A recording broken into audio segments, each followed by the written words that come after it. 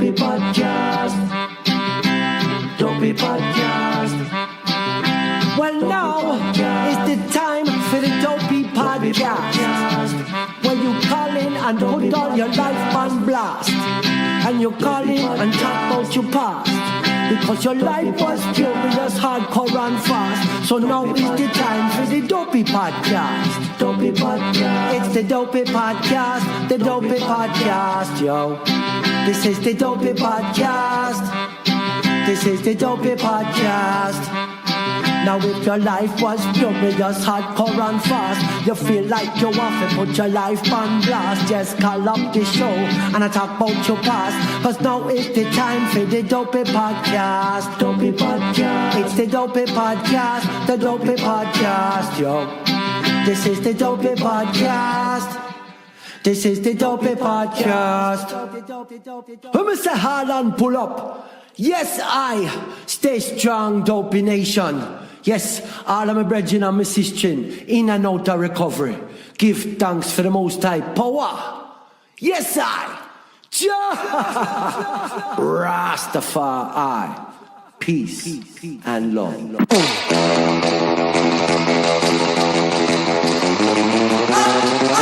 This episode of Dopey is brought to you by Aloe Recovery, located in southern sunny California, smack in the middle of Malibu and Silver Lake. I think they have a house someplace else, if I'm not mistaken. Aloe sounds, if I was all fucked up on drugs, Aloe sounds like the place I would want to go. Crazy good staff, clinical director Dr. Dina Mannion, with 3 decades of experience treating addiction and mental health disorders, multidisciplinary care team with a psychiatrist, master's and doctoral level therapists to treat co-occurring and underlying mental health problems, including severe mental illness and dual diagnoses. They, very importantly, they use state-of-the-art pharmacology for their detox, making clients as comfortable as possible, which is really very important. The amenities are off the hook. Fucking surfing, horseback riding, sweat lodge, and that incredible sound bath meditation. I think I could use a sound bath in the attic. Most importantly, Aloe Recovery is created by our friend Bob Forrest and his friend Evan Haynes and their friend Bob. And what they wanted to do is put together a place that treated addicts with respect. And from what I hear, it's true. I have a friend who's out there right now, and he says that the ad is incredibly legitimate. So if you hear this ad and it sounds like a place you want to go and you want to get clean in California, check out Aloe. And here's the show.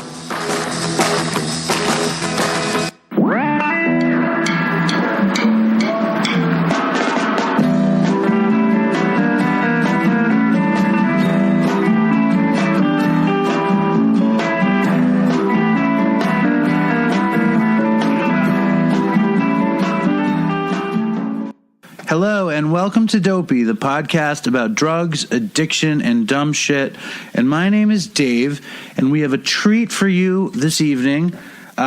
We said he was going to come back, and he's back. Last time he was here, it was a cliffhanger where he was getting a colonoscopy. The great Ashley Hamilton. Welcome back. Your intro was fantastic. You like it? Yeah, until you hit my name, then it's all downhill. Are you kidding me? The feedback from the first Ashley Hamilton Dopey was just off the charts, and everyone wants to know, how was the colonoscopy? Well, thank you. I'm a dope fiend with low self-esteem, so thank you.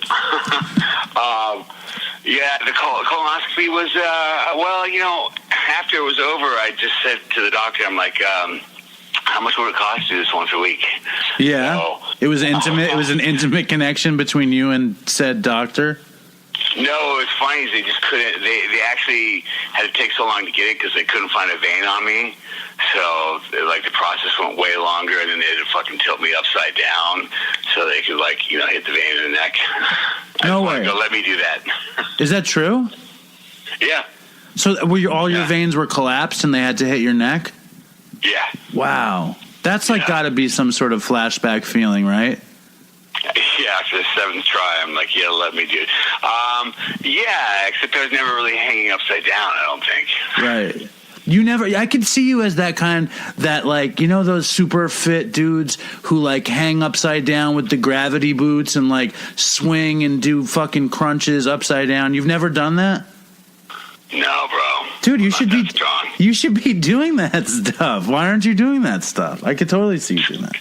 It's too hard, man. Yeah, it's too hard. I'm trying to get away from the 12 reps and into the 12 steps. Bump, this thing on. Try the meatloaf on the way out. Very nice. What was I going to say? Did they give you drugs for that colonoscopy or no?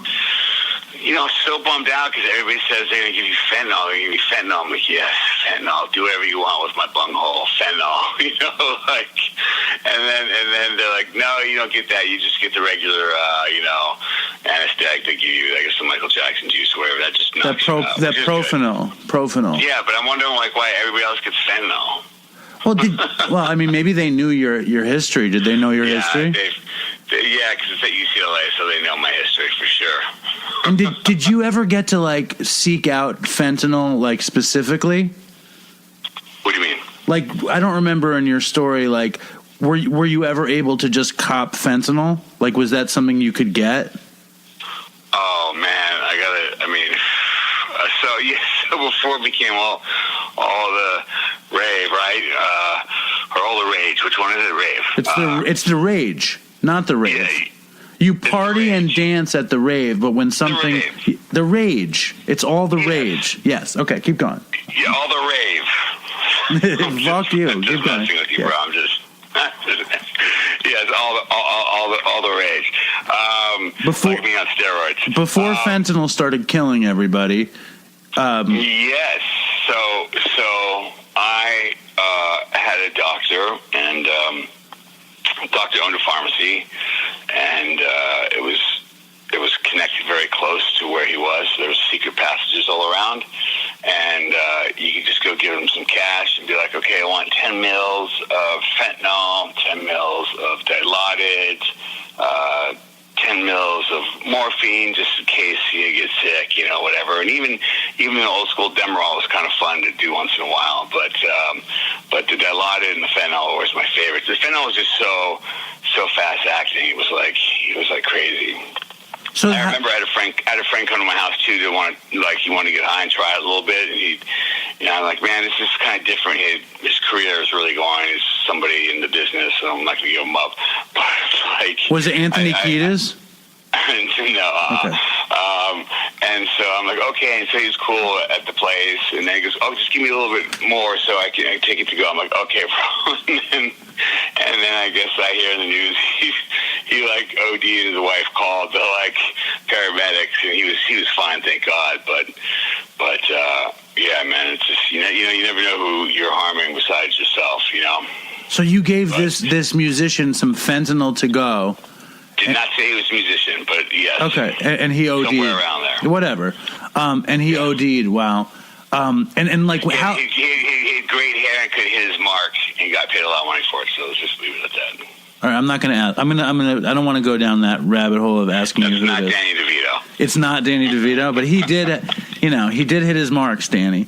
What was I going to say? That's our problem, right? We always overshoot the mark. Yeah, fucking... I said for a second, I'm like, forget these, like, at one point in my life, I was like, forget these, like, freaking sober coaches and all this stuff and sober companions. Like, I want to just, like, the rightish amount companion who's like, okay, I'm going to shoot this up for you, but it's not going to, like, you're going to be able to show up for work, but still have a really good time, and you're not going to, like, overhit the mark, So that didn't really work out. But that's how great my thinking is when I'm using. Right. I mean, that was something that me and Chris always talked about was not, I mean, that's a funny idea. the just a little high companion. Yeah. Like not the sober companion and not the... No, the sober-ish right. companion. So you kind of keep it together. We always wanted to have a place, like we were at rehab and we were like, well, why isn't there just a place to go and do drugs? You know what I mean? Like the opposite of rehab, like a place where... Amsterdam. Well, yeah, but I mean, like a Club Med kind of thing, where it's a facility that makes sure. Well, but they don't make sure you live. They don't. You can die in a facility. You could get high. It would be like one of these heroin using, whatever you call it, in these these places where you go and you can use dope. That was just, something me and Chris always daydreamed about. But when you were fucking copping pharmaceuticals, how long a period of that was that, like, possible? Like, you weren't on the street copping dope or whatever. So quick side note. So funny enough, like, you'd say, like, oh, in the hospitals or wherever, where they could, like, revive you or whatever, make it a nice setting, and so at one point, many different points, but this one time, I had endocarditis in my heart and gangrene in the arms, and so I was walking down the streets. I don't know if we talked about this. I was walking down the streets and all my glands started blowing up and stinking and like exploding. I was like, oh, I have HIV from all the used needles. And anyway, it wasn't that. It was endocarditis, and it was making me really sick. And it's dangerous. I'd be in a PICC line to your heart, in the hospital for a month. So I had that same logic, and I would just have the dealer come there, and I would shoot speedballs right to the heart for like a month. And I'm like, well, if I overshoot the mark, I'm going to be okay, Shooting speedballs in the hospital, I mean, that's a safe place to get high. Oh, yeah, and then they caught on to me, and so I shot my last 3 grams of coke into the IV saline drip, and then because I'm like, they're never going to check that, before they confiscate everything. And then they're like, we're giving this guy all these meds, and nothing's changing. Respiratory rates fucking up, through the roof and everything. They couldn't figure it out. How did you put the coke? I was riding that edge the whole time where you're like, I'm going to die, when you like find too much coke. Like, I'm going to die. Oh, God, please help me. And then you're like, oh, thank you, God. All right, let's do another one. But there it's like full time because you don't have to worry about dying. Right. First question is, how would you get it when you were in the hospital? Who would bring it? Oh, I figured out shift change between all the nurses and stuff.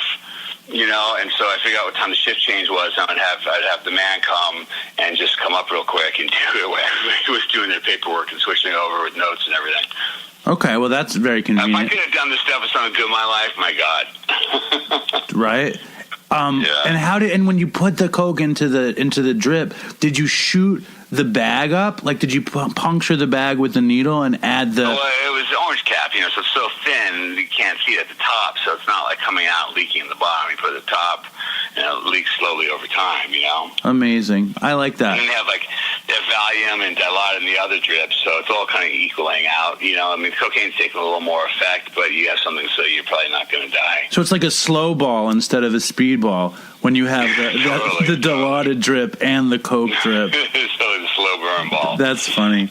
That's funny. So at one point, when I was trying to pull it together, and then I thought the great idea, well, like, especially traveling, when it's travel for work a lot and you're going through TSA, it just gets to be really hard in the new cities after cop, and so I found a doctor that could prescribe it to me, put my names on it, and have a syringe, so I could just go shoot up and be wherever I wanted, anytime, not worry about any problems, customs, anything, which may sound like, oh God, that's so great, but the truth is, like, when you start losing that thing of having to get more drugs, and you have a bunch of drugs available, like at times in my life when you just, there's no, like, we wake up now and we think about our day and go, oh, I gotta do this, go to laundry, oh, I can't go, so I'm gonna kill myself, I can't do all this stuff.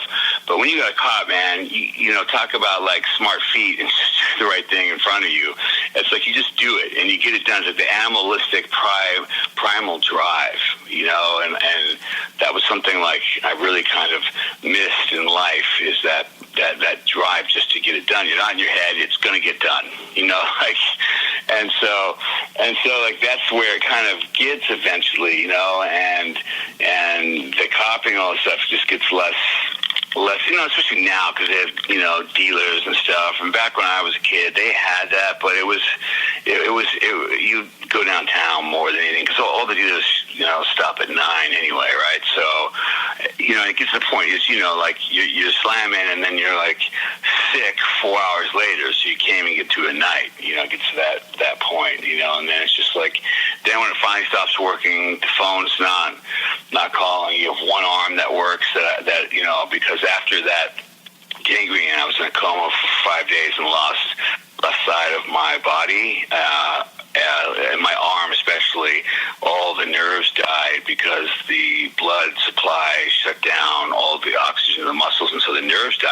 And that was following an overdose, right? Yeah, that was a separate time. Yeah, that was in London, and then and that was intentional. I don't want to wake up after that one. I was so tired. Just get to that place where you're just so tired, and now you're in the same pain you were before you picked up, but you're strung out like a beast, and it's not working, and no connection. And so I just wanted to it wasn't like hey, this is a call for help. This is like, I'm so done, and then you wake up and you're like, oh God, bummed, like so bummed, and the walls just close in on you. And I was in a community hospital in Chelsea, Westminster, which means at the time there's no air conditioning. It was dead of summer, 5 people in this room, and we were just like dying. And I was like, it doesn't matter, I'm going to get out of here, go cop right now. And I tried to get up to move, and my left side wouldn't move at all. I'm like, what's wrong? I tried to will it move, nothing. And then they finally explained to me, like, they had to pick me up and put me in bathtubs because that happened. My leg came back quicker, but my arm took 3 years where it completely atrophied, so all you saw was bone, not a finger move, not a thumb, nothing. I'd have to have it in a sling, otherwise it would just fall down. And it's like you think, okay, that's bottom, I'm going to stop, but there I am in the mirror, like plopping that arm that doesn't work between my chin and my leg, so it's properly positioned to then like slam. It just doesn't stop, so you just hope you're going to die. And thank God it doesn't end that way, but like I understand that pain, man, where just like all you want to do is die, and people are going, you're gonna die, and you're like, promise when. So what changed? You're coming up on a year, right? When's the year coming? Yeah, but that time was 5 years, like, oh yeah, and then 5 years later, you're like, well, maybe I was just overreacting. Maybe I can just smoke crack like a gentleman, or right. But I'm talking about now. You know what I mean? Like now. Yeah, so here's what's happened. So now on the 10th, I think it's the 8th, but I actually think it's the 10th. I gotta look. The actual date is a year, right? So, which is great because it's been over 10 years. I've actually had a year back, even though the 10th of April. The 10th of April. Okay. Yes. What was the 10th? What was the 10th of April, or the 8th, or the 9th? Because I have the same problem with my sober date. I don't remember if it was the 13th. Checking in. Yeah. I was in a detox first for a certain amount of time for a few weeks, and then a treatment center, and it's all blurry. What was the last run? The last run. Yeah, it's bad. I can probably tell like part of it, but it's gotten to that point where my brain just can't handle it at this age. So when you throw in those type of opiates, and now especially the benzos in the mix, I can't tell you what happens. I end up either arrested or in detox, having no idea what just happened, and it's usually never good, And I just like it's sheer luck. It's sheer luck, And I used to think, oh, I'm smarter, I know how to do this, but I don't. It's just seconds and inches, right? So where your life changes forever, and you think it's bad, and then you realize, shit, this is the rest of my life, But the problem is when you've relapsed, like I have. There's never a safe time anymore, and you're not in the magical thing when you first come into AA where they'll tell you, like, okay, first year's like this, second year's like this, third year's like this, fourth year's like this, fifth year your head comes out of your ass. I'm like, but I had the 5 years already, and 4 years, and 3 years, and 2 years, and that's not true. Everybody's different, I feel like it gets modeled to be, if you're not living life on your wildest dreams and all this stuff, then something's wrong with you, and you're not fucking doing it right, and that's just BS, man. Like, what we're promised is a daily reprieve, one day, that's it, nothing more than that. It doesn't talk about, like, cash and prizes and all this other stuff, and I just have to remember, like, on a daily basis, is that good enough? Is today good enough? Because it can't be about, failures or successes I have, or where am I at now. It just has to be like from today till tonight. And I will tell you, man, like, I was kind of on the fence about the whole Suboxone thing, and when I was just in Portland for a week, man, my whole view really shifted in a way of where certain cities, LA, where we go, we know where to go to get all that stuff and where the dope fiends are, and unfortunately the homelessness, which is getting worse. But you kind of know there it's every single part of every area, no matter what neighborhood. I mean, people ODing on the streets. I saw them in the market, syringes everywhere, and you start feeling like it's the first time in my life where it didn't really look good to me, like, I could just check out and shoot some dope on the streets. I really felt like the pain and suffering we go through when we're in it, and like, I just started thinking, Suboxone's great to get people like stabilized and back to like a normal life, because what I saw was like, disastrous. And what bothers me is just the movement of, okay, well, let's, they're we call them houseless now, and they can be wherever they want. Okay, fine, but like, we're not helping them. We're not helping their mental health, which is suffering from their addiction, while we're spending millions on military stuff and just saying, they're fine if they're here in the streets, they can be what they want. That's not helping them. You mean like houseless as opposed to homeless? Like that's like that's a new liberal like thing you have to say, and regardless of where does that even come from? Houseless instead of homeless, like, because it's like everybody has a home. What does it even mean? I don't know. That's just what the new like PC lingo you have to say, or you offend somebody or something. And you're saying in the past you would be in a town like Portland where you'd see heroin everywhere, and you might be like, I could see dipping out and getting high with these junkies or whatever, and now you see just fucking misery, is what you're saying.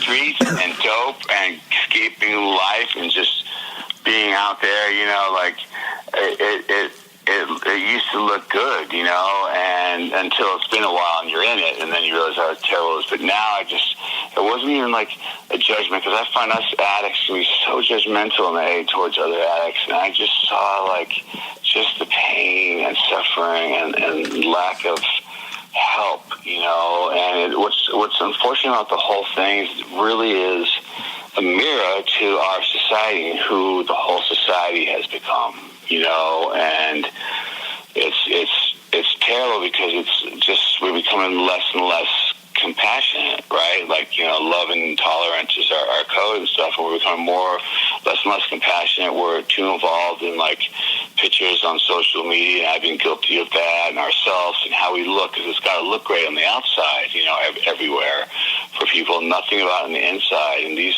people, neither one, they're struggling, and I just wish there was a way we stopped spending money with the war on drugs, because that's an endless freaking joke that we know there's so much conspiracy and propaganda in that, getting drugs on the streets by whatever government agency needs to, that like stop the war on drugs, and let's just start the war on mental illness and addiction, start treating people, because it's never going to get better. It's just going to continue, and it's really sad for what I see, You sound like Dr. Drew, Ashley. You should fucking get with Dr. Drew and fucking run for office or some shit. No, it's just, listen, I come from as an addict, and I'm just playing, man. I know. I'm just saying, but from the like, abuse as addicts as we like go through in our childhood and all this stuff, there's a part of us that's like just we dissociate, and like for me at one point, like nothing would faze me, no matter what I saw, what would happen, just so cut off and numb to everything, because that's my only survival skill. Well, chill for a second, because like, I think this is girlfriend now. Well, I think this is interesting. I think because, to be totally plain, whoever doesn't know who Ashley Hamilton is, Ashley is he was born into United States celebrity. Basically, your father was a big time actor, George Hamilton. Who was your mother? I don't know who your mother was exactly. Who was your Alana Stewart? Alana Stewart, who was married to one of the great frontmen, great songwriters, great singers of rock and roll, Rod Stewart. And Ashley came up in this fucking crazy, tug of war between two families, crazy money, crazy, access to everything. And it must be a difficult way to come up. It can't be like maybe for some people it's a blessing, but I don't think it was necessarily a blessing for you. I guess, it's all really in perspective because there's a lot of people out there who had it so much worse, of course, than I have. But it's like the Buddha saying, it's like all beings are suffering, right? So if we don't have proper parenting and those kind of skills, for self-care and ourselves growing up, then it gets really hard to do that. And so this is not a porny story whatsoever. I have some good family members, and and you start to realize once you become a father too, everybody's just trying the best they can. But I keep everything in awareness because I'm grateful for the opportunities that I had, that I fucked up myself, so I have nobody to blame for that. And that was, I never felt I could handle it or worth it, and so. You never thought you were worth what you were born into, you're saying? Well, just because that kind of family is so right. Like, so, our brain pathways are just like that. Those ages of growing up is just forming, and what we see around us is what we process into later on in our lives, right? So, you see women, your mom with these extremely successful, the top of the top in their profession, and so you start seeing, especially in LA, you start seeing a lot of that going, oh, that equates to love, so I must have all of this to then be okay, right? Because already we have that fucking not part of not feeling okay with ourselves as addicts, and so you start mixing that in, and the bar set so high that no matter what we do or what I do, I always feel like a constant failure no matter what it is, right? So okay, great, I've written some hits for some big bands, great, not enough, look at me, okay, right. Did some movies, look at my career, nothing, and just that constant shame and not feeling good enough and trying to get out of it. And that's where I believe once the program comes in, starts shifting that perspective, and you also start realizing that was a thing that I felt so uncomfortable. I mean, I felt so uncomfortable always in that setting and around those people for some reason. I just crawled on my skin, and I was so much more comfortable with fucking dopies and hanging out away and being able to be myself and not having something follow me or preconceived notion of what they think it's going to be, how you're going to be. I grew up in, basically in the opposite situation. I grew up, in a middle class Jewish apartment in Manhattan, and I had a very strong group of friends, as a kid. But as soon as I left home, as soon as I went to college, I felt exactly the same way.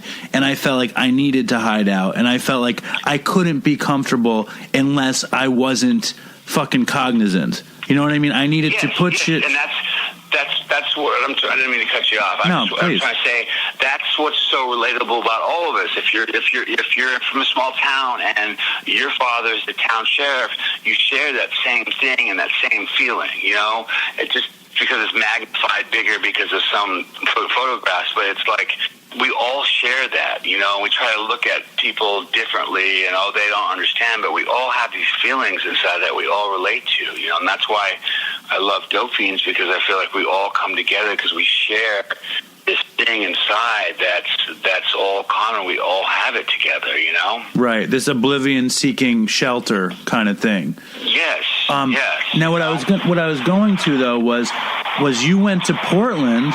It wasn't a pleasure trip. What happened to the audio? It got all fucked up. Yeah, I went outside to have a cigarette. I started again, but is that going to mess it up? No, it's okay. We'll get used to it. I don't want to screw everything up for you. Please, if you knew how high tech Dopey was, I mean, yeah. No, dude, you can stay outside. Don't worry about it. You wouldn't believe the kind of shit we deal with on the show. I'm like, hold on, let me just put down the pipe really quick. Give me 2 seconds. Do you hear that? Do you hear that? What is that? Exactly. Is that the ocean or the highway? It's the traffic in LA on Wilshire Boulevard.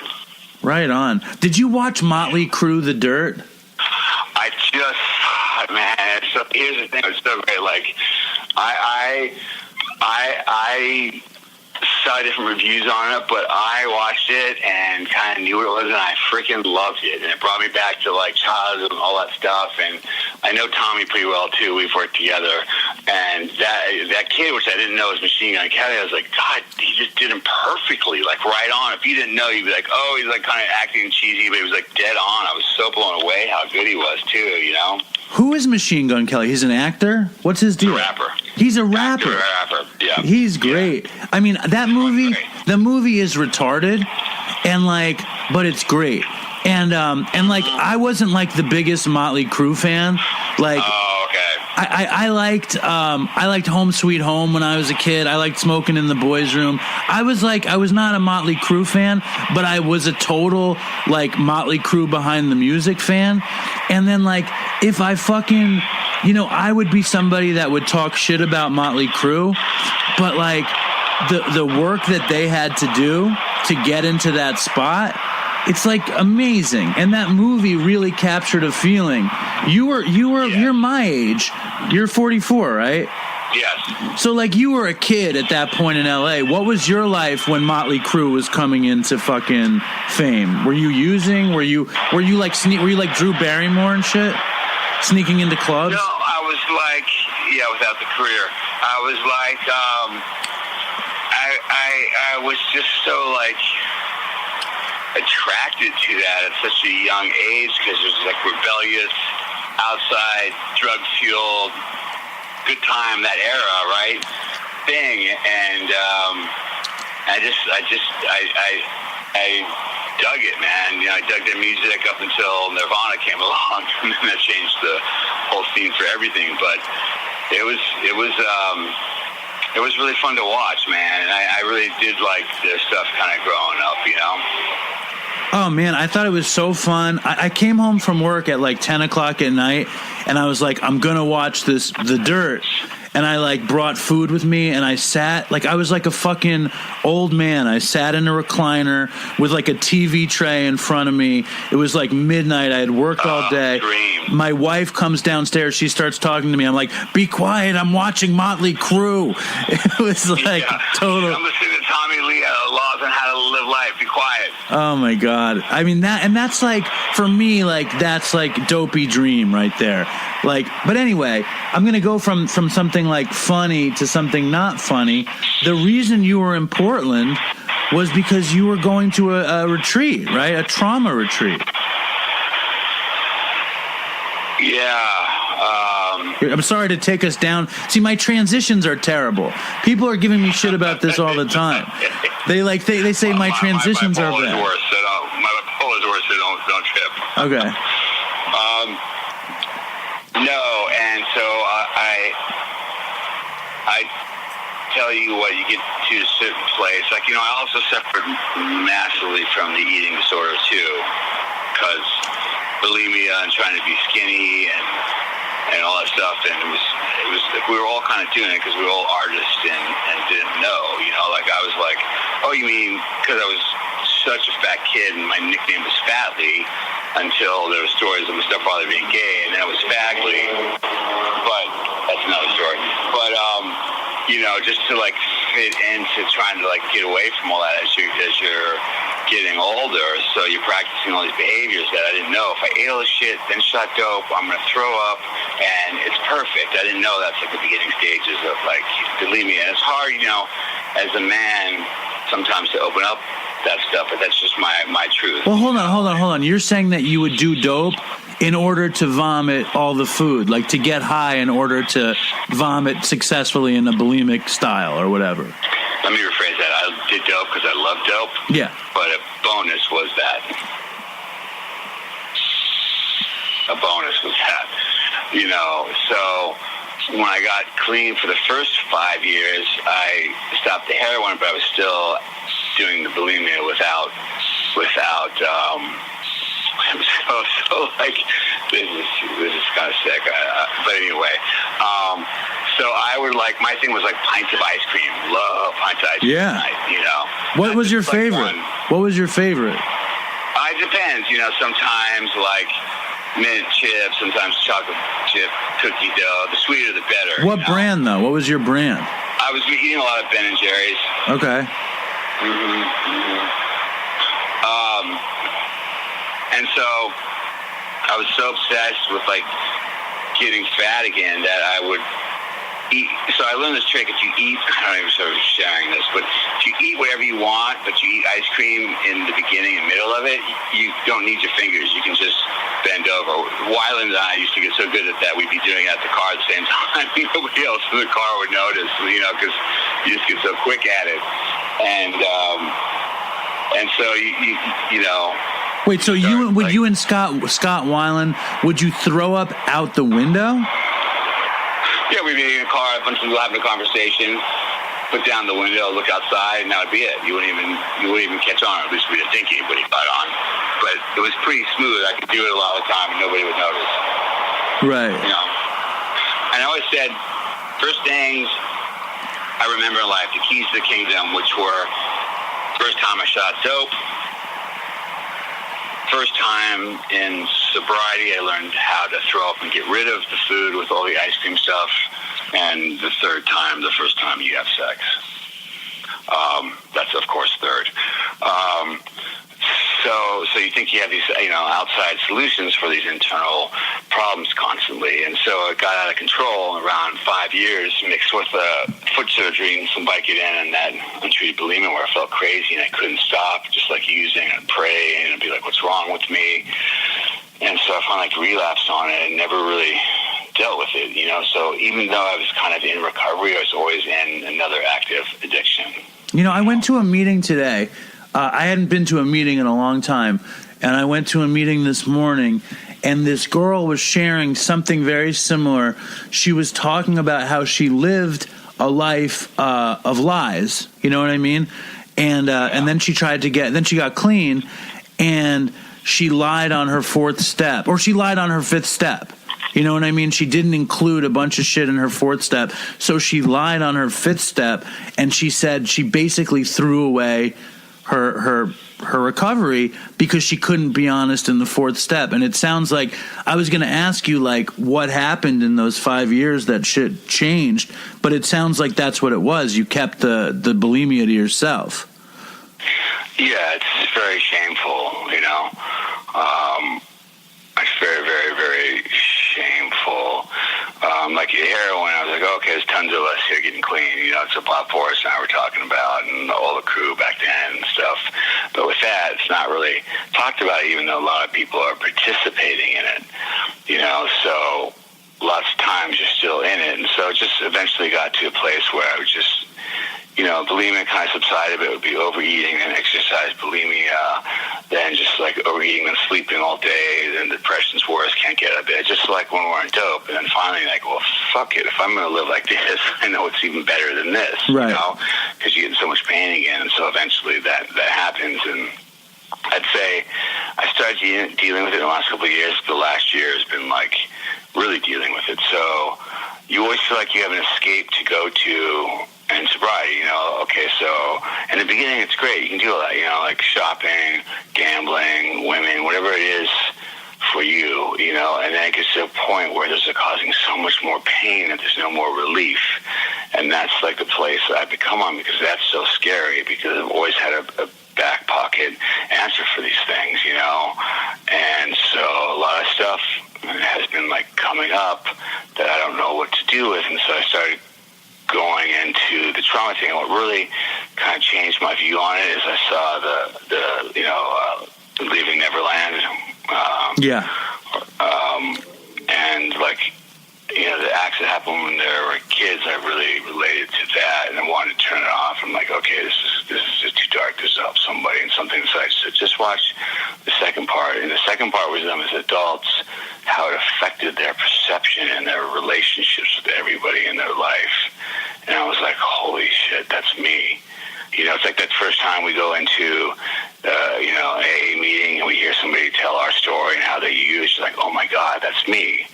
And so, we always know what to expect. Like, you relapse, okay, I'm going to go get relief, I'm going to go to treatment, and it'll be okay, meds and all this stuff. But with something like this, it's like terrifying. If you have PTSD or trauma, your relapse rate goes up by 285%. Wow. You know, and the doctor said to me, why do you keep going back? It's because of the pain. What pain you're not addressing? You know, I feel like, okay, well, I've done inventories. I've looked at everybody's, part, and they're sick, and they try the best they could. But when, like I said, when you're young, all that stuff's being formed, you have a real hard time getting close or trusting anybody, or hence leaving stuff out in your, fourth step and being intimate because you're afraid that if you're too vulnerable that you're going to be taken advantage of again, Right. And so... It prevents you from actually doing a proper fourth and fifth step, the trauma. Yeah, and you don't even realize it. Because if you ask me about it, like, I was just to say, oh, yeah, it happened, this, but it would just be like grocery list. Oh, 2 bad apples, 3 bad oranges, but no connection. And when the guy said in the movie, in the documentary, Leaving Neverland, he goes, if I thought about those things happening to my daughter, just like I have a daughter, I would kill those people. Right. Right. I said, yeah, me too. And he goes, but when it comes to me, nothing. It's fine. I was like, wow, that's like, talk about blocked off and like self-worth and all kinds of stuff, because I don't sometimes feel like we get to examine too much. We have to examine more, maybe not just discard it so quick, And so here's the thing, I don't think we've even talked about this, but so I went there and they said, listen, like with the level that you've had this, like, we can't help you. You need to go to inpatient for like a month in Kentucky. And I was like, holy shit. But the problem is I'm in a situation now where I either go back to the pain of where it's too much, and I go back to the ultimate solution that I always go to. And I always had suicide and, shooting dope as trump cards, no pun intended, in my back pocket, And so when those all of a sudden are gone, you feel like the walls are closing in, and you're not going to be able to do this, and you start like losing it. Like, I've never had like panic or any of that stuff, and lately that stuff's been coming up, but I leave this Monday to go to this place in Kentucky for a month, and I'm terrified, man. I've never been so scared of anything in my life, because there's nothing there to hide it. I'm not like hanging out with the cool kids and treatment or whatever it is. There's like nothing. You can't even smoke there. So I started smoking again because I'm so stressful, but there's none of that there. No food, none of that stuff that, the eating disorder stuff. You can't do that. And so it's just like, it's really the scariest freaking thing I've ever thought of in my life. And dude, I'll be honest with you, man, like, I'm pretty emotionally cut off a lot of the time just because of all that stuff. But like that night and stuff, like I've been like breaking down, and it's been terrifying, and I guess it's just all the stuff that sometimes they talk about us not addressing, and then I feel like, well, what's wrong with me? I'm doing all the right things, but yet there's something wrong, we're not rocketing into the fourth dimension, right? And all this other stuff that they talk about. And then, it's like the book's fantastic, but it says, AA is but a spiritual kindergarten, and we also seek outside help. That's what God made these people for, and so I go back and forth with the conflict of just being pure AA and this other stuff, and I realize, like, okay, I need more. Some of us do. Well, you need whatever can help you. And I think I know this, but it's like in the past you put your head in the dirt, or you get high, or you act out, or you do whatever. And this time you're totally seeking healing. And that's a total shift in your behavior. But it's so scary because you can't equate it with anything, and so you don't even know. What do you mean? Possible. What do you mean by that? You just can't, like I said, like if you go into treatment, you're going to get meds, you're going to get this, but this is something like that you've ran for your whole life, and realize like everything you think is maybe off because of these things that happen, and so your perception's off when you think it's like 100% sure what I say I abide by, and then you start realizing maybe that's not the case. Maybe that's not true. It keeps you safe, but it's hurting you more than anything. So I'm so scared because now I don't have that to go to and to to go into a place where it's like an emotional rehab, right? An emotional Baghdad. It's just scary. And I know, like, you know, and even in treatment, I always had it in my back pocket too. Well, I can bounce anytime I want, but the problem is I can bounce anytime I want, but where am I going back to? You know, and that's when you get in that place, it's just scary. And maybe, you know, for some people, sometimes quickly, sometimes slowly. And like, you know, I feel sometimes like shame too, and I feel like that's some of the times I've relapsed after years of recovery, because I'm in this place and everybody's like, oh, look how good he's doing. You should have him sponsor you, but dying inside. And, you know, even now I work in the field too, you know, part-time, and I feel like, oh my God, like... Right, I don't have it together. I'm a full fraud, right. You know, rather than going, okay, I'm doing what's the right thing to do, and maybe out of all this stuff, I will then be able to help people more in a way I never understood. Well, you will. I mean, well, hold on though for a second, because what we're talking about is sexual abuse. That you were the victim of sexual abuse. Yes. You know, and physical. Yes. And physical abuse.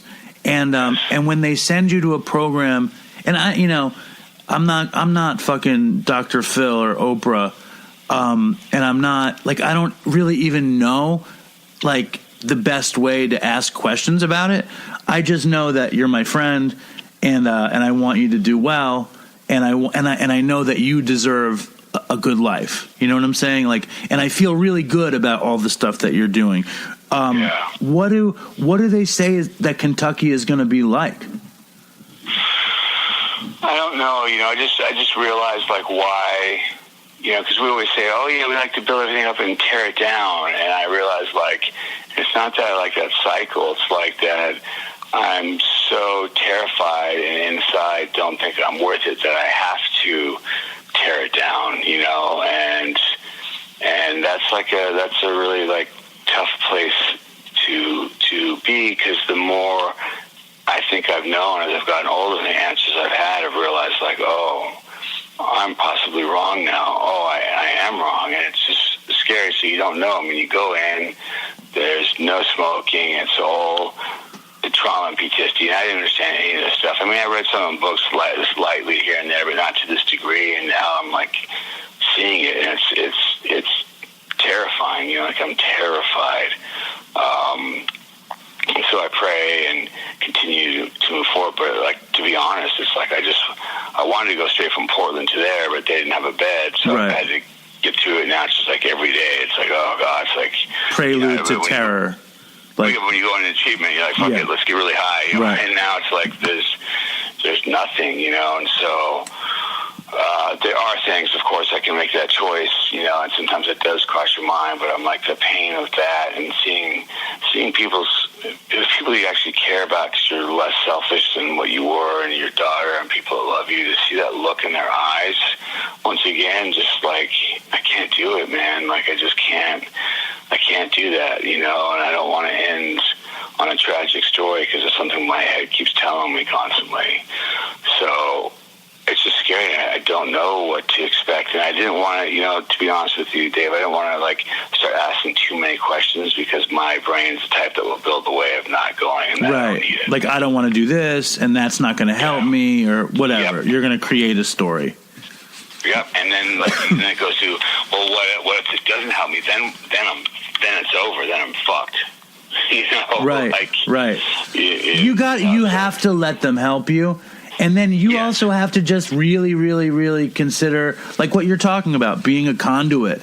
You know what I mean? Being somebody who can, you know, I mean, all this 12-step stuff really is about being of service, you know, being capable of it. And you're going to be one of the few people that can actually help somebody else, you know, and that's really meaningful. I mean, it sounds so fucking hokey, but it's everything. Yeah, and I feel like I've been really great with helping people get early sobriety and the foundations and the fundamentals and putting in that place, you know, but, like, sometimes I would think, okay, that's just enough. Just get through another day without using the day. Eventually it'll be okay. And it's just like you feel like every day you're waking up and you're having to climb Mount Everest at a certain point. It swallows you up in too much, you know, and so, like, I realized, like, okay, I have to, like, put the ego aside, which is killing me, because especially trauma, it's all all trauma's just based now on ego, constantly trying to keep you alive, so you believe that so well. But then you start seeing how it's hurting you in your life and people around you in your life. And you're like, I don't know how much time we have left, man, the way we use and all that stuff. Right. But, like, I don't know. That's not up to me, but I want to start being able to really be free and liberated and not just have all this knowledge in my head. Explain, though, the ego and trauma. I don't understand that. What does that mean? So, yes, they're explaining in my, don't quote me in this definition because I'm just learning it all. Oh, funny, Chuck just texted me, funny enough. He just texted me, too. What did he text you? That's so funny. It's good. I'm on a three-way. He'd love that. I didn't even look. But they've been so supportive. It was great. So I'm sorry, what was your question? One more time. Ego and trauma. Yeah. So ego, we always hear, like, ego's not your amigo and all that stuff. We have to get rid of it. I never heard that. Ego is not your amigo. I guess it's a West Side thing. Yeah, must be a Cholo thing. Anyway, continue. Yeah, I don't want to say that because it might not be PC, That's all right.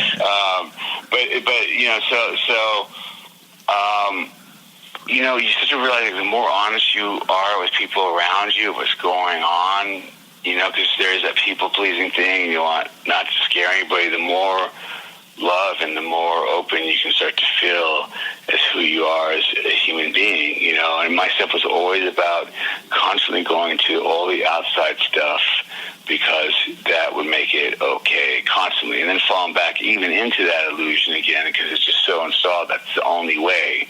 And you really get to a point, and that's the thing, man, like I saw that doc and I could have heard it a million times, just like a program or recovery that we hear a million times, and then one day it hits us. It's like profound. So I'm just going. I don't know what the full question was because I'm getting like all. That's okay. The word. I mean, I'm just. My question was like how. I guess ego becomes a mask when dealing with trauma. Yes, that was the question. So now I'm at like the jumping off point, right? Can't live with booze, can't live without it. But the ego takes over to constantly like ego thought. So there's no real feelings because it's blocking everything down to keep you alive. So like I have insomnia, I can't sleep pretty much my whole life, maybe a couple hours a night. That's why I said I was kind of tired today. And I started realizing like my we all have survival skills like our midbrain and all that stuff, and our old brain that takes over for when bad things happen, right? That's something we have in us as humans. But when it never shuts off and it's always on, and you start realizing how tense everything is and how much you're holding in and how much it's affecting you because you're constantly in that fight or flight stage, it gets to be like just so overwhelming and start getting exhausted. And I just kept pushing because I was younger, and now I'm at an age where I can't keep pushing. Right. It hurts too much, and you get stuck where you're like faced to deal with this stuff, So there's nothing to lose, only to gain. But then our heads go, well, if this doesn't work, then I'm screwed. Then it's over, But I have to trust the process and continue to do this a day at a time. But man, it's scary, Like it's weird just us doing this on the podcast because like just really getting this real and honest, man. And I have to let a different part of the ego go too with all that stuff because it's not about that. What we're doing here on these things is truth. We're all seeking truth, right? That's what brings us together. And sometimes we get worried if you're going to be judged or this or that, and some things are just not for everybody. But your truth doesn't have to be for everybody. But I always felt like I had to fit in, and I always could do that so well. As a songwriter to fit into whatever it was, or whatever mold it was, because it was that constant, my trauma stuff, and never really knowing who I am, because just me alone with that other stuff is not good enough. Well, the truth is, though, and I hate this kind of an expression, but like you've been through the fucking ringer. Like my friend Chris, who died, had been to like 15 treatments, and he fucking pushed himself hard. But like when I look at your stat sheet, like the beginning of your book, I'm going to read it here. It's 2 failed marriages, 2 failed careers, 32 rehabs, 5 overdoses, 3 flatlines, 2 comas, paralysis, brain surgery, spleen surgery, staph infection of the heart, gangrene of the arms, drug deal shootout. And that doesn't mention fucking overeating and sexual trauma and bulimia. I mean, you've been through the fucking mill. And I mean, you're brave enough and honest enough and stupid enough to come on my stupid podcast, and fucking, you're dealing with stuff. It's really pretty amazing, Ashley. And I know people probably tell you that all the time, but it's pretty fucking amazing. And I'm very proud to know you, and I'm very proud of you. It's like an amazing thing, man. You should fucking pat yourself on the goddamn back for a second, man. Stop beating yourself up. Come on.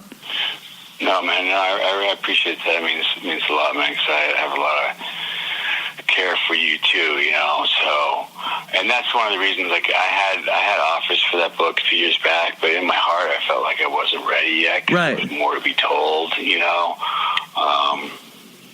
if I do that, I don't know. I'm just, trying to do the next thing in front of me. So that's where the journey, has taken me this far, Right. No, and I hear you.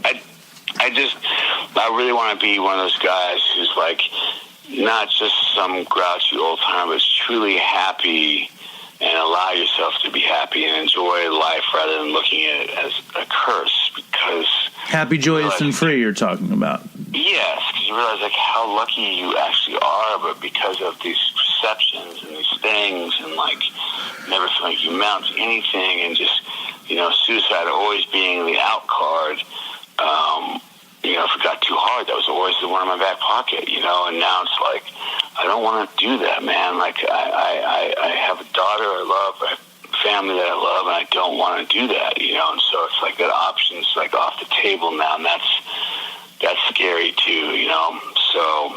Right. I mean, but like, to speak plainly, the option's never really off the table unless you really want to make a go at living. You know what I mean? Yes.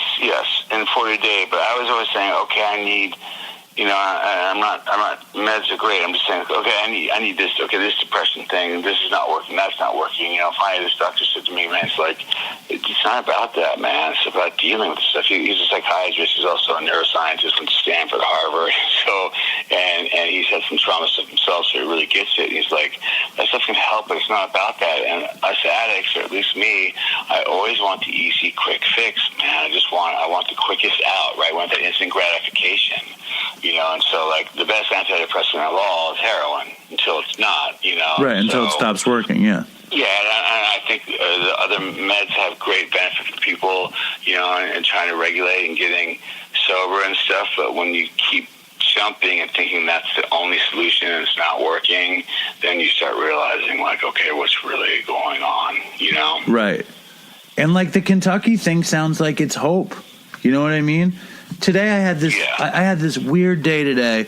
My family's going to go on a trip to the Bahamas. Okay, so I don't have a passport. I had a passport when I was like 20 or something. That's okay. I'm going to Martin Luther King for a Dilaudid trip. Better vacation.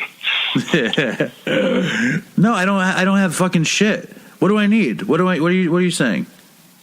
No, I'm just saying my head would always be like vacation and like, Bahamas all paid expenses or like, Martin Luther King Dilaudid trip for 5 days. Right. Totally. The week.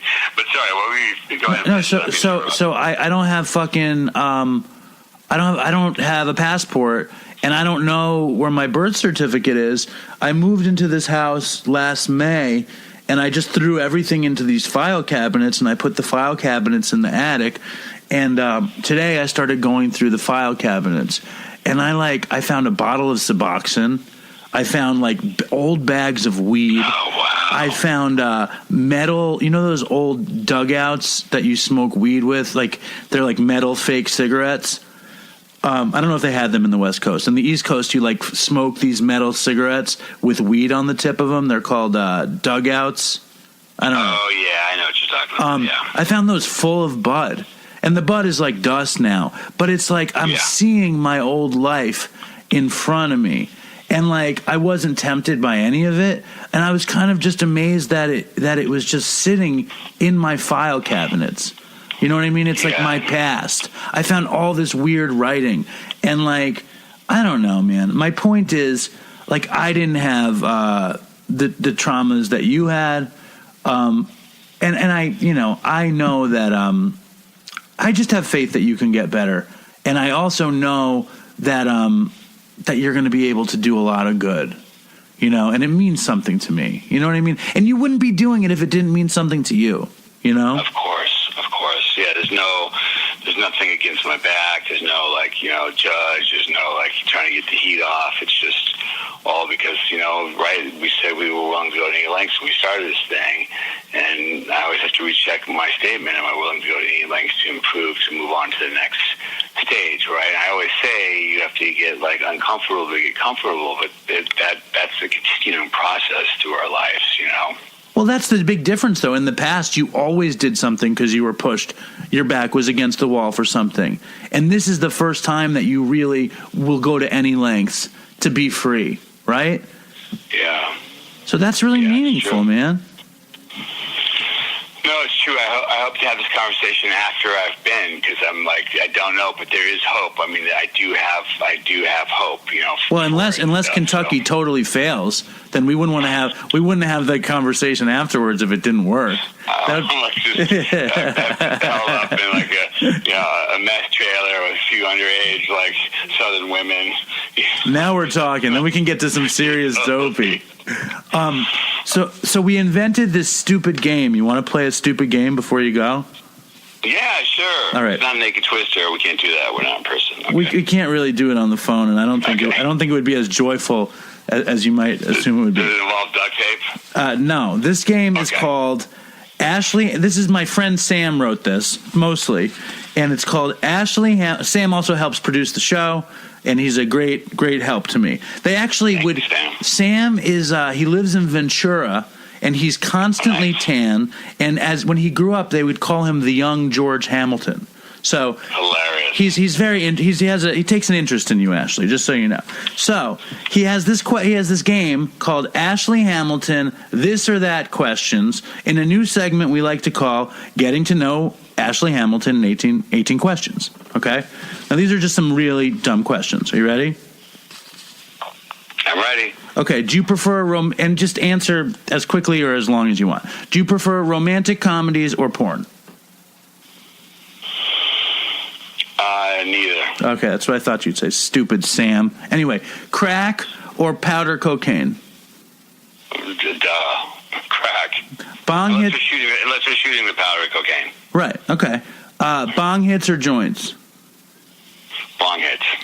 Yeah, me too. Cocktails or beer? Not necessarily cocktails, but straight up. Right. Just drinking liquor out the bottle. Yes. Now, here's a question that's really important to me. Do you prefer cake or pie? Cake. And you prefer Ben & Jerry's to Haagen-Dazs? No, I love Haagen-Dazs too, don't get me wrong. Dude, my fucking shit is my favorite thing, and I would do this when I would shoot dope, is I would get a pint of vanilla chocolate chip ice cream and a pint of chocolate chip ice cream. And my fucking shit is that vanilla chocolate chip. I could literally eat vanilla chocolate chip all day, and it would be. That sounds like porn. It's like watching the Food Network and getting horny. That's the same. I know. I'm a sick person. I really need to use the 12 steps on my fucking sugar addiction. By the way, I remember a few weeks ago you had said you were recommitting yourself to this no white sugar, no white flour. How's that coming? Good so far. How much time you got? I guess it's been a few weeks now, but I had 7 months, and then had a quick little, and now back to like a few weeks again. And you're smoking cigarettes though, so fuck it, right? Yeah. When you're going through this kind of shit, No, dude, do what you got to do, man. I hear you. I'm always going to take the worst option, All right, back to this one could kill you. This one just might make you look bad. Okay, I'll take the kill. Yeah, I'll take the death I'll take I'll take the death before I'm fat.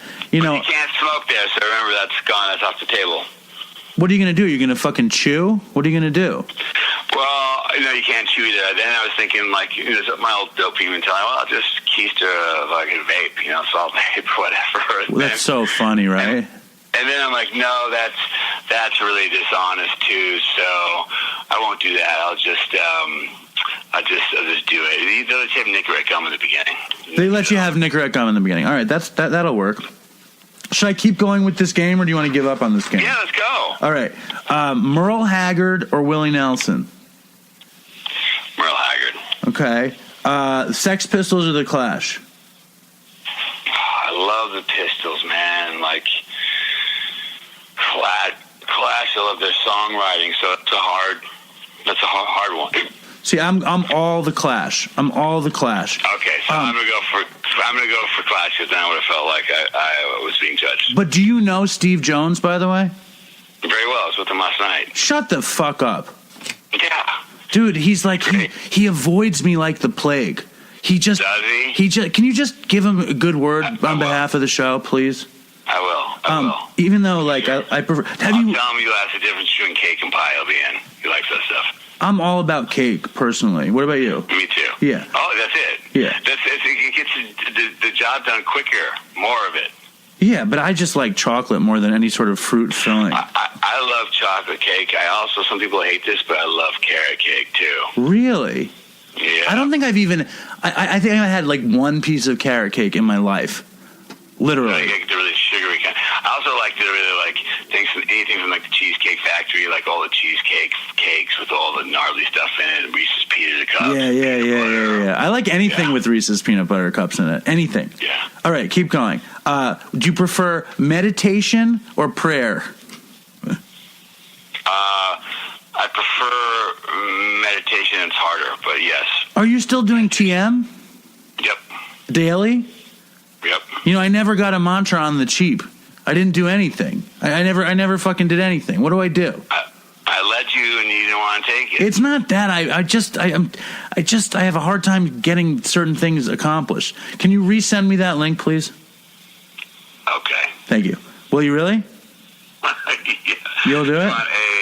You want that link or a naked picture of me?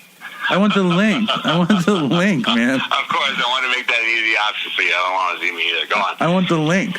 Yeah, trust me. Do you prefer... Like a giant third grader, like a chubby kid in diapers when I have my underwear on. So go on. No, that's what I want. I want the nude of you as a baby over the link. Can you send me a baby nude over the link? Not a baby nude, but I have like a 12-year-old one I'll send you. I think you already sent me that one. Oh, okay. So send me the link. I think that could fucking rocket me into some other dimension, frankly. Seriously. Cake dimension. Yeah, dude, I'm in the cake dimension right now. As much as I want to... The fourth dimension of cake. Yeah, the fourth dimension is the cake dimension. The fifth dimension is like some TM stuff, transcendental meditation. Yeah. All right. Yeah. Do you prefer... I don't like the rest of these that much. Sam, you did good, though. I think this is pretty good. Thank you, Sam. He did a good job, right? Oh, here's a good one. Here's one. Do you prefer making a searching and fearless moral inventory or making direct amends to such people wherever possible? Which do you prefer? Ooh, that's a freaking good one. I would get terrified, and it's the hardest, but I love the ninth step. Okay. And that's making the direct amends. Yes. Okay. For those who aren't as up on the steps, I got a new sponsor today. Whether you're not in the steps or not, it's a great thing to really look through your past and see so many people that we've hated and hurt, and realize that we've done that ourselves to other people. Not just thinking we're the victims of it sometimes. So it's fascinating to just try to, and some of that's very valid, but it's just something like this St. Francis prayer, right? Like, better to forgive than be forgiven or whatever. That's how you start, right? By forgiving, and that's a tough one for me. I'm working on. That's a beautiful sentiment, I have to say. Okay. I just can't forgive the herpes, but I am grateful for the Valtrex. All right, next question. McDonald's or Burger King? McDonald's. When's the last time you had McDonald's? Probably 6 months. I don't even remember the new thing is they're doing fries. They're the best fries. Oh, dude, the fries where I work are fucking sick. The fries, Really? Dude. When's the last time you were in New York? When I was doing a comedy spot on The View. Oh yeah, you told me about that, dude. Why don't you pop up? You should pop up after Kentucky. For sure. We'll just go on cake runs and all kind of runs. Yeah, you should pop up after Kentucky, and you'll sit in on Dopey. Maybe at my dad's house, maybe on Long Island, and I'll take you down to Katz's and I'll set you up. We'll fuck up your diet for a day, but it'll be cool. It'll be fun. Yeah, I'm into it. Let's see if we can set up the schedule for sure. I would love that. Okay, fun. Surviving Dopey. Yeah, I would. No, but like, treatment. Dude, you're gonna be close. I mean, it's not the craziest thing I ever said. No, for sure. I'd love to actually see you. Yeah, it would be fucking awesome. The other one, I mean, he has Wall Street Journal or People Magazine. Yeah, neither. Yeah, Helvetica or Times New Roman. Or New Times Roman. I'm a New Times Roman guy myself. I can't tell the difference anymore. Well, see, that's good. That's good. He said, no, he really liked this one. Suntan or sunscreen? Here we go. Neither of them. My dad doesn't believe in them. What about you? Probably the screener. I'm not a big sun fan. So you seem paler than the family tan, and then you are the black sheep, right? I'm like the white sheep. That's funny. Yeah, you're the pale sheep of the family. Pale sheep, yeah. Okay, the last question, which is it was a heartless question from Sam, but he says George Hamilton or Rod Stewart. Oh, that's a mean one, Sam. I know. It's a mean one. He's not usually so mean. They were both parents, but of course your pops. Real dad, he's got the best heart in the world. I love him. Yeah, no doubt. So thank you for playing this stupid game. Before we go, one other thing. What was it? Oh, right. Listen, what I really want you to do, I want you to tell Steve Jones to fucking come on Dopey, but I want you to do the Dopey song, and what I really want you to do for yourself is get in the bathroom with Steve Jones and do one of those jams with him. Oh, we worked together. He on my first album on Elektra, he worked on and played guitar and wrote songs with me, and then... You see his Instagram, though, when he does these vibrato bathroom jams? Yeah. It's fucking killer. You should go over to the bathroom with him and play a tune. Okay. Do I sing into this thing? I just blow on it.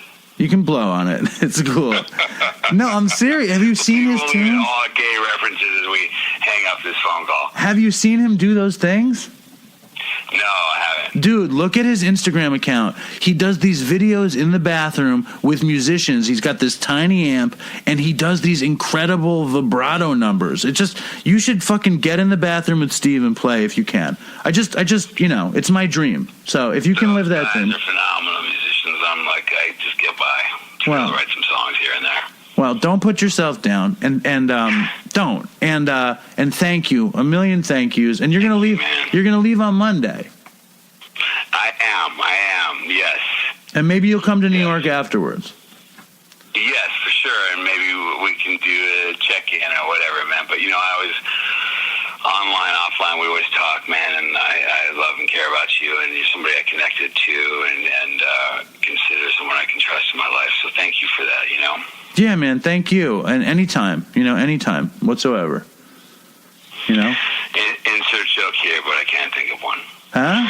What did you say? I said insert joke here. Right. I can't think of one. No need. I'm serious. Anything I can ever do.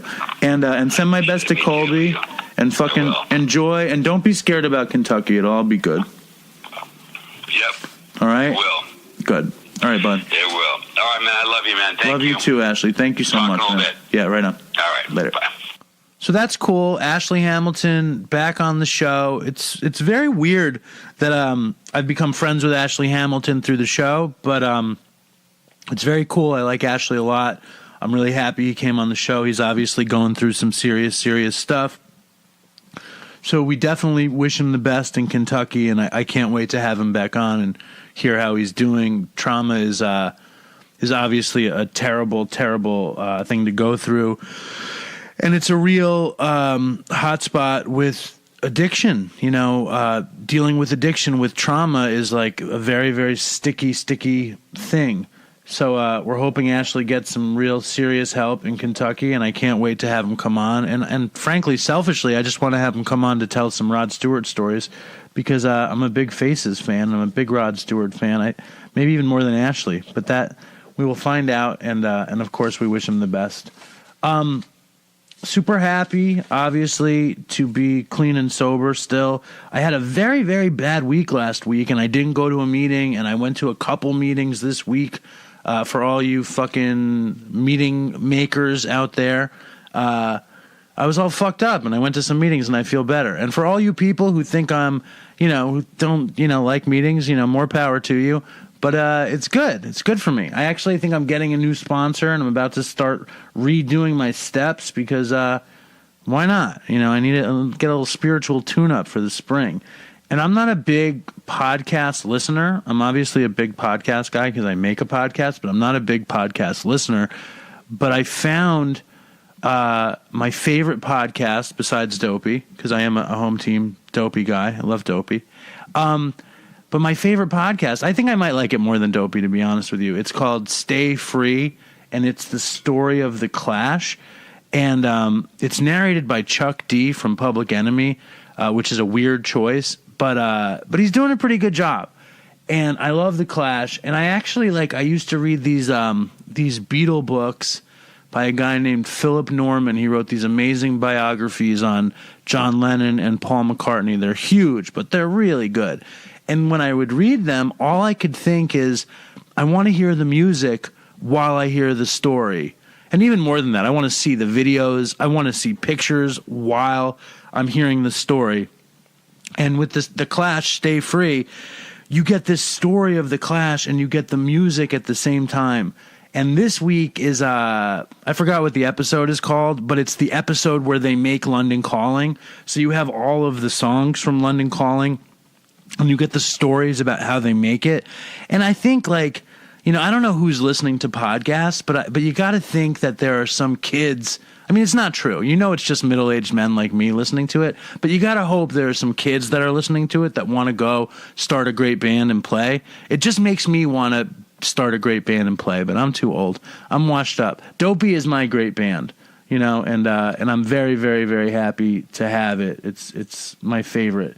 But what it really reminds me of is when me and Chris, I was really, really excited to record an episode with Chris about our regrets.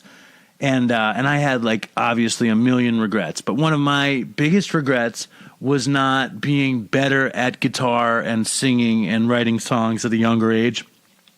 So I couldn't have the real experience that Joe Strummer and Mick Jones and Paul Simonim, however you say his name, had. And you listen to that fucking show, and it's just it is so exciting to imagine being there and how excited Joe Strummer and Mick Jones were to make those records and Paul Simonim, however you say his name. And then I remember Chris didn't have any regrets, which is just classic fucking Chris. So here we go, Dopey email. It says, my love for Dopey, The Wire, Sopranos, 2 Dopey stories. And here's a little bit of Dopey. Hey Dave, gonna stay anonymous, just call me Pete. Great job on the show. I'm a long-time listener. I've heard the majority of the episodes multiple times. I really love hearing all the fucked up, depraved shit. It really takes me back in a positive way and helps create moments of gratitude in my life when I'm on the go and can't make meetings. I'm 27. I've been sober for 7 years. It's amazing. I relate to you quite a bit as I'm a recovering IV dope user that's found a home in AA. I recently became a homeowner. I have a successful career in marketing and production. You should work for Dopey, Pete. You should get to work. I've got a 5-year-old little girl with another little girl on the way. Wow, we do have a lot in common. And I've also just finished rewatching The Wire and The Sopranos again and waiting for Game of Thrones to come back. Me too, man. I'm actually watching Mad Men again right now. Anyway, I've got a few shitty stories, but here's 2 to start with. I hope you get a laugh from reading. If you like them enough to share, but the emails are too long, let me know, and I'll try to cut them down to a show-length voice memo. Now, this is a fine length, Pete. Everyone pay attention. There's a pretty good email length. Here's his first story, the graduation package. I've got to lay down some backstory on the one so all of the context is as funny as possible. I'm 17 when this took place. I've already dropped out of high school at this point and 2 years into a solid daily IV dope habit. I was living in my 80-year-old grandparents' basement doing nothing with a pet rat, just a total shit junkie. I recently had talked a guy I knew into fronting me around $1,000 worth of dope to sell. Long story short, I did all the dope in a few days and ended up in a pretty bad spot in debt to my main guy that controlled most of the dope in my area, while also being out of dope and money. I then did what any good junkie would do and developed a get dope quick scheme. I came up with an extremely elaborate lie regarding my upcoming graduation, along with an itemized list of expenses, cap and gown, shoes, graduation fee, etc. Around $1,500 that I needed cash for now/today. This was enough to pay my debt and also get well. Keep in mind that I've dropped out of school at this point. I've been out of school all year, but I've maintained this lie by leaving to cop every day in the morning and not being around during the day. I managed to get past all of the normal objections and questions any sane person would have in a situation like this. Like, why do you need this cash right now? When is the graduation ceremony? Why can't we just write a check to the school? My response was, they didn't get me the information until today. It's the last day or I can't graduate. They must have missed me. They can only accept cash at this point. I had closed the deal. My only requirement was that I produced an itemized receipt from the school by the end of the day. I got the money, I got the dope, I got well, and I typed out a janky bullshit itemized receipt on an old accounting calculator I bought at a pawn shop that I presented a few days later. Obviously, my family was not totally fucking ignorant. They knew I was bullshit, but they loved me and had a serious issue with enabling. No big fireworks at the end of this one, just fucked up how deep we're willing to go with the lies and manipulation. Thanks, Pete, for the email. He actually had 2 stories. The other one is guns, dope, and sleeping at red lights, but we're going to save that one for another night. Thank you for the email. Good luck with the baby. Congratulations on your time in recovery. This should be an inspiration to all you Dopey Nation people to get writing. Send in a nice Dopey story. I would love to read it.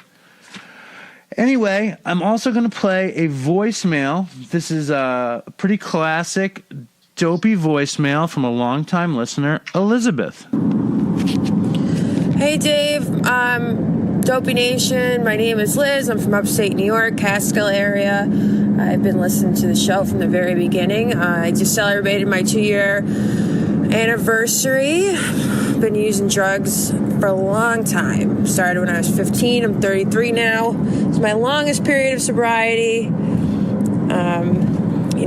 I've done it all. But I've wanted to call in for a long time. I have a ton of debaucherous stories. I was dumbfounded from the news of Chris. Horrible. Really hit me hard. But anyway, I wanted to call in and put some dopey on you guys. It's hard to choose a story. I'm in the medical profession, so I have a lot of crazy ones. I'm going to tell this one from when I was in college. It's, hard to remember. Everything's a blur from that period of my life. My aunt had gotten me a job at Dunkin' Donuts.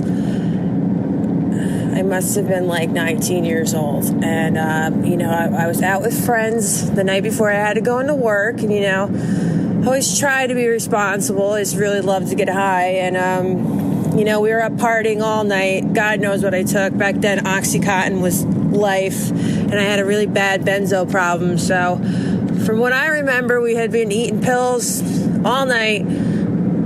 I think I blacked out after the 6th standing bar. And I must have been telling my friends that I needed to go to work. And my friends, being the assholes that they are, decided to bring me. Now, I'm completely blacked out.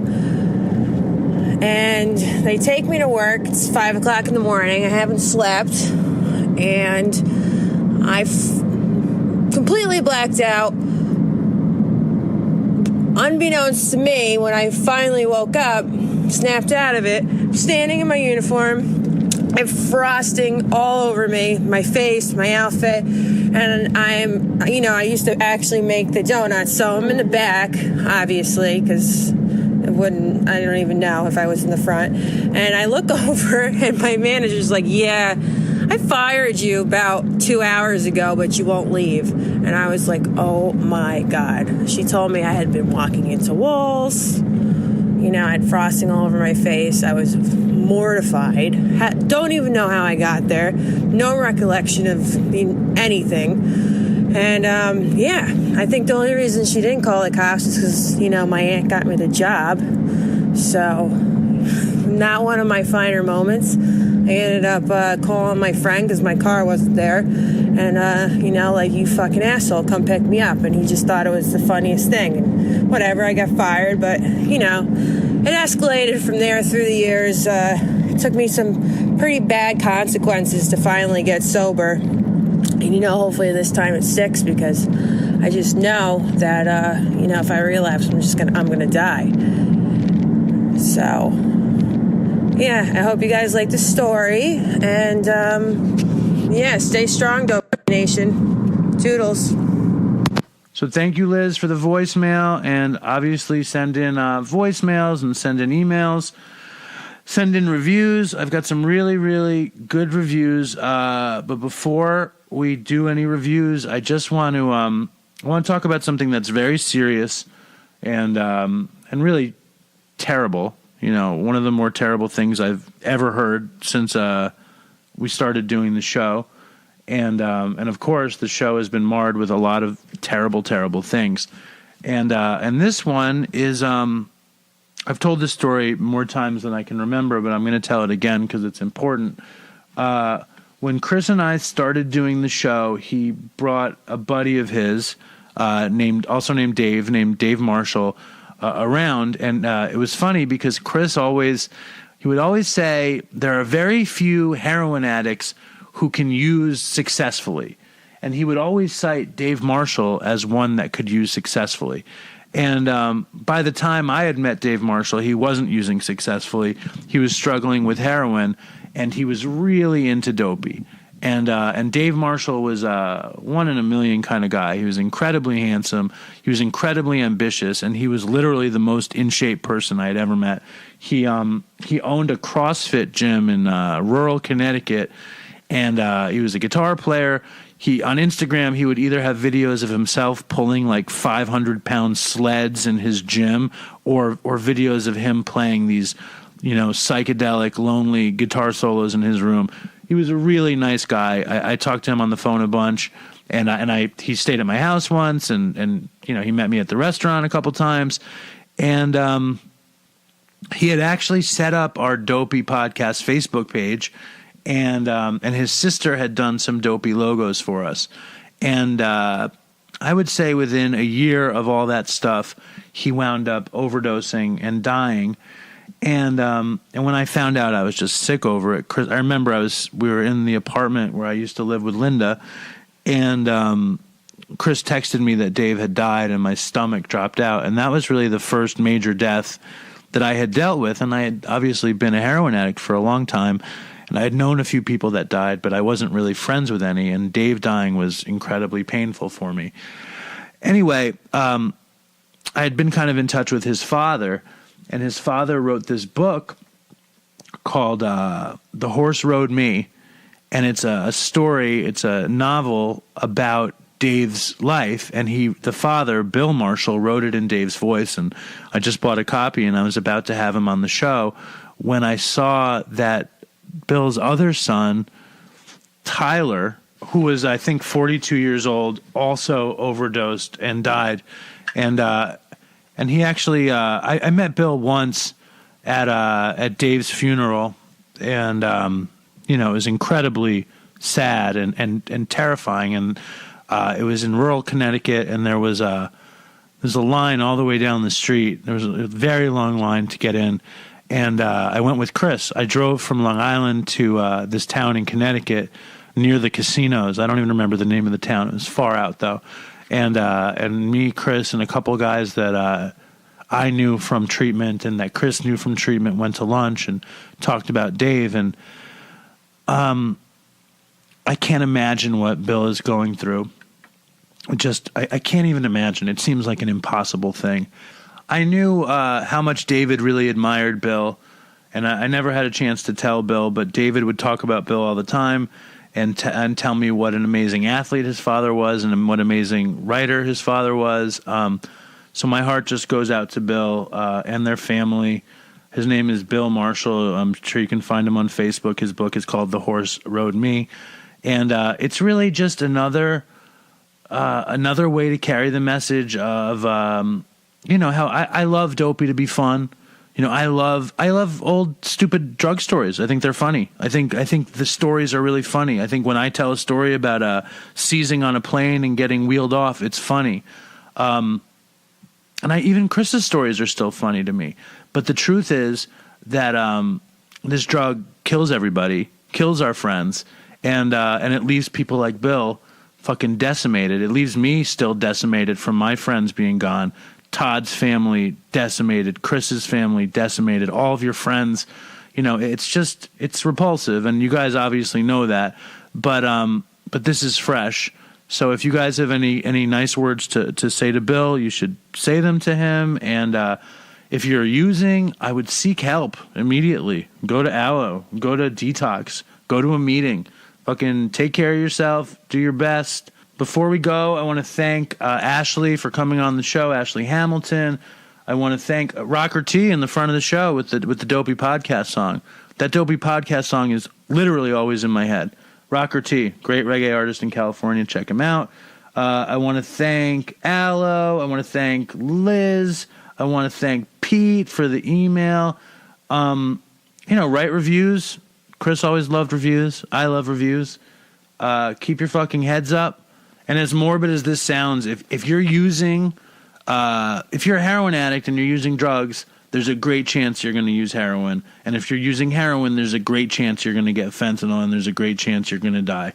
I feel a little bit Pollyanna-ish saying it, but it's like I cannot believe the numbers of people that are dying.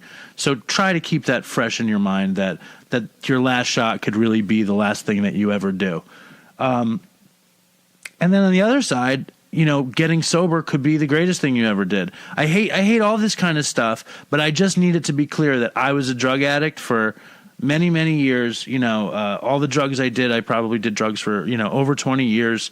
And I managed to get off of them, and I managed to enjoy my life. In some miraculous fucking turn of events, I managed to become an adult who enjoys being sober. So I'm just telling you it's possible. I'm not telling you what you have to do. You can do whatever you want. It's just possible. So with all that, stay strong, Dopey Nation, and fucking toodles for Chris and Todd and Dave and Andrew and Tyler and Troy and Scott and anybody else who died from drugs. And take care of yourselves. I want to take a walk around the world. I wonder would it do me any good? Until I get some money in my pocket, then I guess I'll just have to walk around my neighborhood. But I want to be good so bad. Want to be so good, so bad, so bad. I want to be good so bad.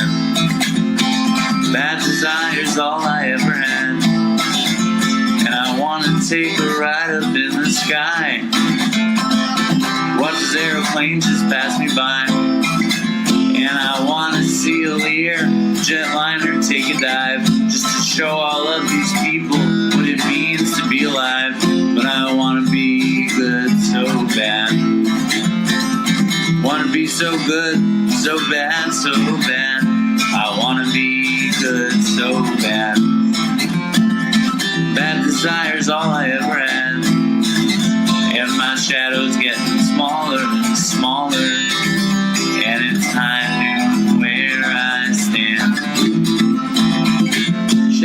smaller and smaller. And it's high noon where I stand. And I wonder would they pay it any mind when I leave this busted city far behind.